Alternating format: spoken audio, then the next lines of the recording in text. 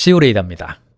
가족법인, 절세, 국세청의 표적이 되었다. 저와 여러분들 경영자라고 한다면 메인 법인이 하나 있지만은 가족법인을 하나 더 만들어서 상속, 증여, 비용 처리 문제 해결하고 계신 분들이 꽤 있었을 겁니다. 그리고 비즈니스 하신 분들은 이게 무슨 말인지 조금씩은 아실 거예요. 그런데 최근에 국세청에서 의도적으로 이것은 이슈로 띄운 것 같습니다.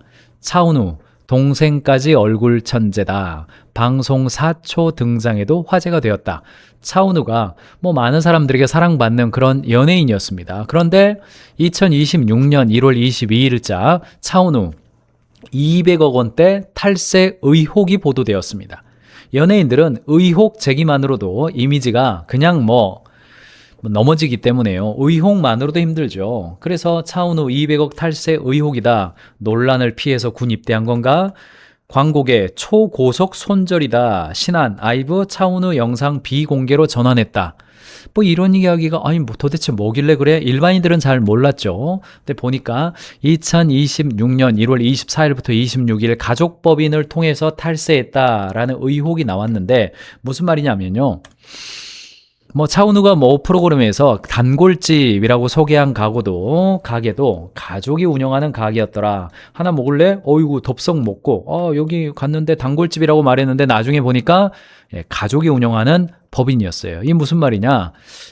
아무튼 뭔가 의혹이 나왔는데 차은우가 4월 8일자로 추징금 130억 원을 완납했고 공식 사과를 했다라는 기사입니다. 이럴 거면 진작에 하지. 잘했다 이런 이야기 해주면 참 좋은데 야 이럴 거면 진작하지 이런 식으로 이야기를 했어요.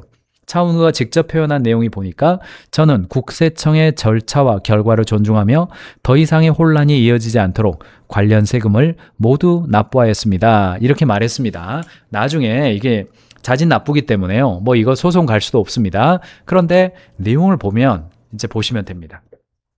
아무튼 군대가 있고요, 지금. 이게 내용이 이거예요. 매니지먼트 용역 계약을 맺은 겁니다. 자, 개인 명의죠.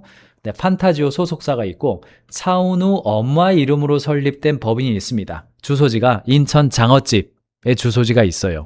그러니까 소속사가 연예인 개인에게 바로 정상금을 주는 게 아니라 가족법인에게 우리 연예인의 스케줄 관리, 스타일비 등 매니지먼트 업무를 도와주었으니 용역비를 주겠다며 수십 수백억을 쏘는 방식이에요.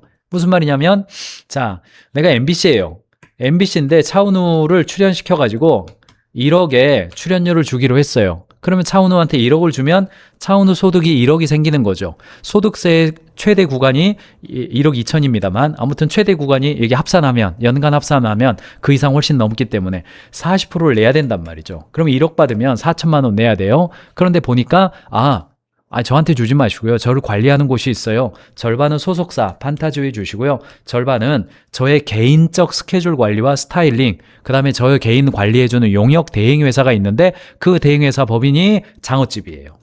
장어집한테 주세요. 근데 장어집은 법인이에요. 그럼 법인의 최고 과세는 25%란 말이죠. 그리고 개인이 받는 건 저는 한 500만 원만 주세요. 이렇게 된단 말이죠. 그러면은 어때요 이게?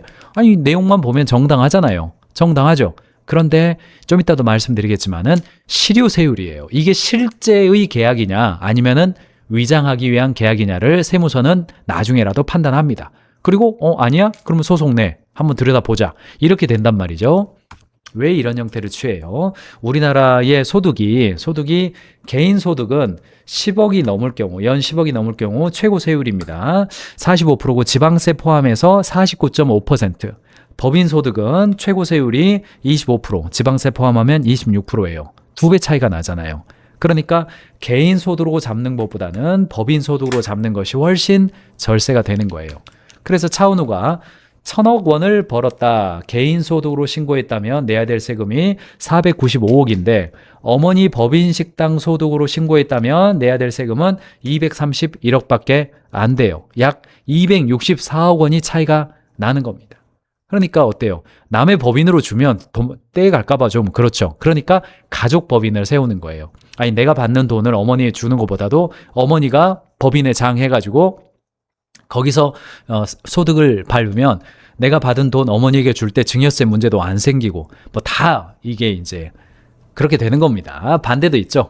예, 아들 명의로 세워가지고 예, 용역계약 맺어가지고 회사에서 뭐 나온 회사가 받아야 될 돈을 아들 회사로 좀 주고 네, 세금도 아끼고 뭐 이런 게 있단 말이죠. 그거 뭐 국세청이 모를 리가 있겠습니까? 오랫동안 있어왔던 일종의 관행인데 어쨌든 200억대 추징금 어떻게 계산했냐? 미납 본세 140에서 150억이고 그 다음에 40% 가산세 붙죠? 지연 납부이자 붙죠? 그래서 200억대까지 간 겁니다. 식당 주소지에서 실질적인 연애 매니지먼트 업무가 수행되었다고 어렵다고 판단해 가족법인을 실체가 없는 페이퍼 컴퍼니로 보고 있습니다. 그러니까 실제로 매니지먼트 업무를 수행했냐? 실제로 실효한 계약이냐? 그랬으면 이거 문제 없습니다. 실제로 이 어머니가 차원도 돌아다니면서 헤어스타일도 좀 봐주고 예, CF 찍을 때 좀 더 웃어봐.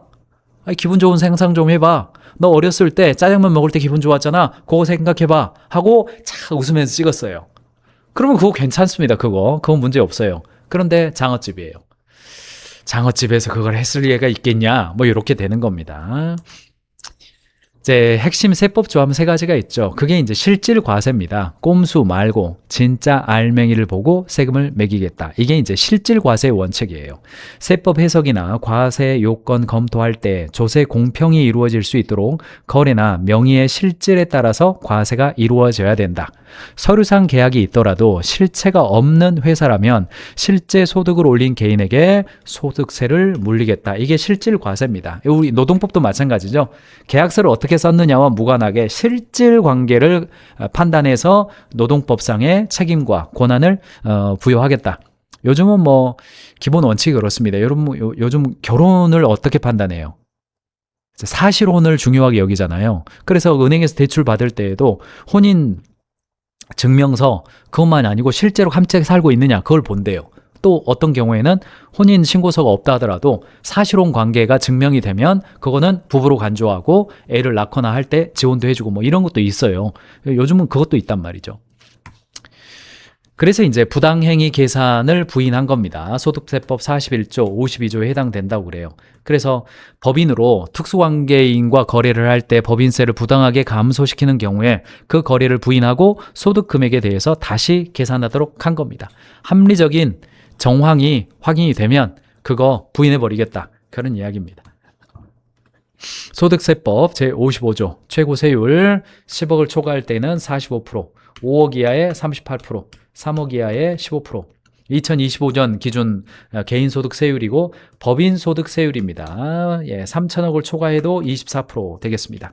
최고세율 45%는 연예인들이 위험을 무릅쓰고 법인 전환을 시도하는 근본적인 배경이 되기도 합니다. 아무튼 연예인들이 개인소득이잖아요. 개인소득이기 때문에 뭔가 법인을 만들어가지고 매니지먼트를 하고 뭐 이렇게 되고 그렇게 되는 건데 아무튼 법인으로 하면 25%, 개인이 내면 45%. 참고로 그냥 재미 삼아서요. 2025년 기준으로 해서 뭐 우리나라에서 제일 연간 소득 추정치 높은 사람이 누구냐 이렇게 좀 뽑아봤는데 1등이 김영웅이더라고요. 250에서 200억 정도. 150에서 200억 정도. 그 다음에 2등이 블랙핑크, 제니. 여기도 한 150. 김수현 님이 120. 이정재 님이 100억. 유재석 님이 한 100억 정도 벌었을 것 같다. 그리고 그것을 전체 다 세금을 낸다면 요 정도. 다 45% 넘죠? 요 정도 나올 것으로 추정한다. 이렇게 나오던데 어쨌든 국세청은 요즘 AI, 국세청 AI입니다. AI 돌려가지고 세무조사관이 빅 돌리는 겁니다. 이 정도 활동을 했으면 이 정도 신고가 들어와야 되고 세금이 이 정도 나와야 되는데 좀 이상하네? 빨간불 한번 켜봐. 조사해봐. 장어집에서 지금 매니지먼트 했다고? 이건 사실 아닐 거야. 들어가봐. 아니구만. 언론에 터뜨릴까? 개인적으로 조용히 말할까? 뭐 다 있죠. 다 있죠. 소득률 및 부가율의 변동성, 매출과 매입 신고의 불일치, 플랫폼 정보와 대사의 불일치. 뭐 이게 다 분석에 해당이 되고 이런 걸 통해서 배우 지창욱, 배우 이한희, 배우 유연석, 코미디언 박나래 최근에 뭐 다 언론에 나왔던 그런 분들이죠.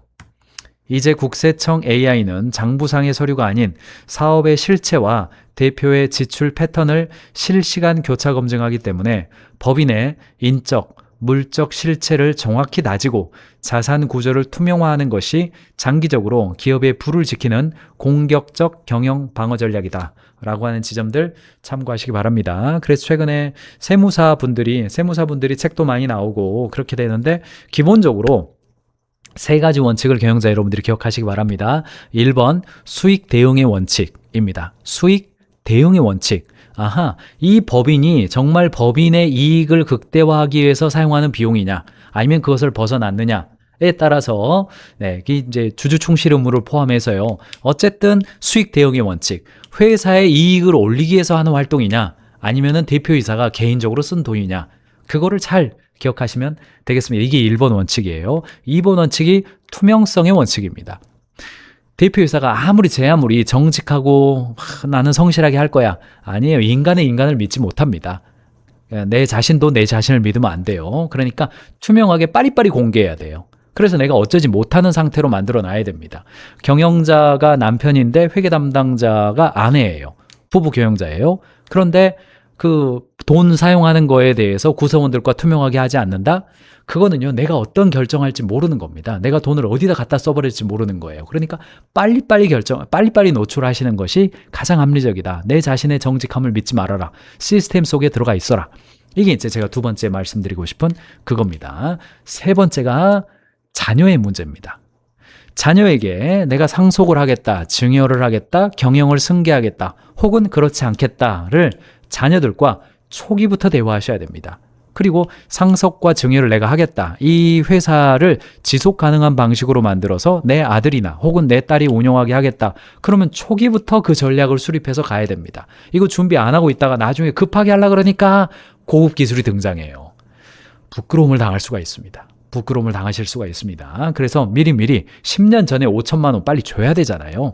이게 무슨 말인지 아신 분들은 알 거예요. 가업 승계 프로그램에 태우려면 5년 전부터 준비해야 되잖아요. 이거 미리미리 하셔야 됩니다. 그래서 적법한 범위 내에서 최대한 세금은 적게 내야죠. 세금 적게 내는 거, 노력하는 거, 그거 자체 문제 아니잖아요. 적게 내면서 국세청의 빅데이터에 걸리지 않도록 세 가지 기억하시면서 하시기 바랍니다. 가인지 컨설팅 그룹도 저희는 창업할 때부터 해당되는 해당하는 달부터 이제 손익계산서 노출하면서 가고 있습니다. 저희가 지금 6월달, 5월달도 손익계산서를 저희 모든 구성원들에게 노출합니다. 사업부별로 손익도 다 계산해서 노출합니다. 못 바꾸게, 낙장불입으로. 제가 어떻게 못하게 빨리빨리 노출해버리는 것이 제 자신을 지키는 방식이기도 하죠. 자, 경영자의 시선으로 보는 이슈, 가족법인 절세, 국세청 표적이 되었다 라는 말씀까지 드렸습니다.